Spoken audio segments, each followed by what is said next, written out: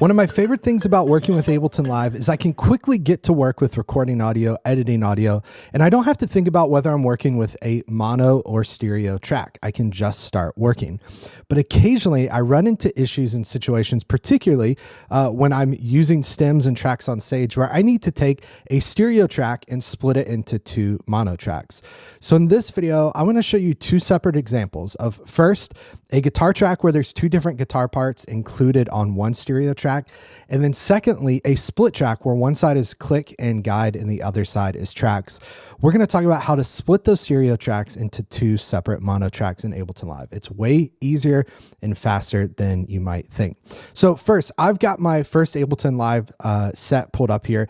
This is just a guitar part, and again, like I mentioned, this example is a guitar part where there's actually two different parts recorded on one stereo track, and I want to split those out to be two separate tracks. So I've got my guitar track here loaded in. I've got my guitar clip. You can actually look and see on the waveform here, we have this part that's happening only on the left-hand side, nothing happening on the right. And then as we get to this part, you can even see the stereo balance, even without listening to it. Let's just look at this and you can see how unbalanced this is. So this part's happening on the right, really nothing happening on the left here. And then when we get to this part, again, you can see how unbalanced this track is, where the left and right are separate. And the reason they're unbalanced is because they're separate parts. So here's how I'm going to split those. Really, really easy. First, let's go to our audio effects, which is over here in Live's browser. We'll click the show hide button on the left-hand side of our screen.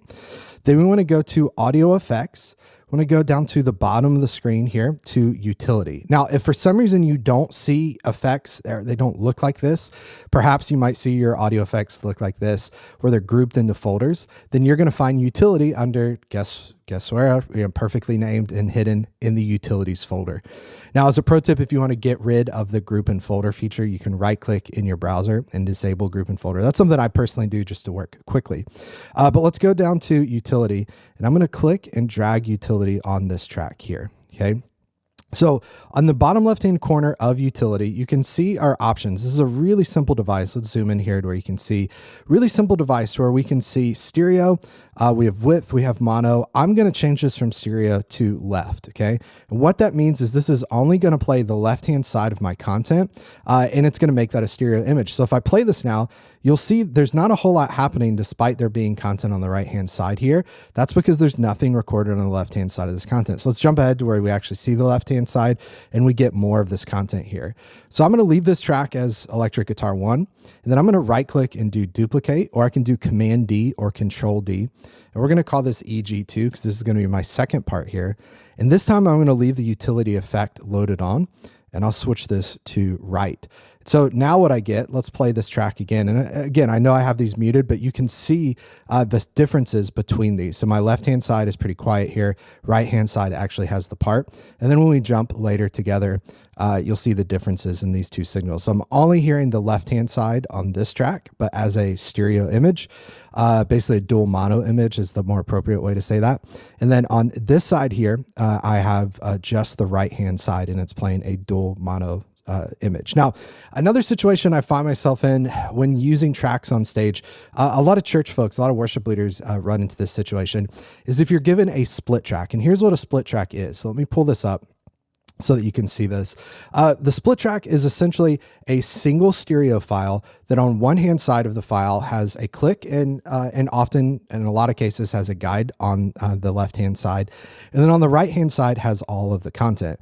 Now, this is great. We could load this in, but let's say we're doing click out of one output, and then we want stereo tracks out of the other. And maybe we have stems for all of our content, but this one particular song is the one that we have our split track for. What do we do in this situation? Again, really simple, really easy to do with utility. So in this case, I'm going to go back over to my audio effects. I'm going to scroll down to utility. And first, let's start with our click and guide. So I'm going to drop this on my audio track. I'm going to go down and choose left. And this is only going to choose the left-hand side of my content. And then I can rename this. I can right click and choose rename, or I can do Command R or Control R to rename. And we're going to call this click and cues. Okay. So that's just the left-hand side of my content. So now as I play this, you can see it's playing from the beginning. It's a dual mono signal. It's not truly stereo, but it's dual mono. And I have just click and guide throughout this track. So now let's duplicate this. Again, we can right click and duplicate or do Command D or Control D.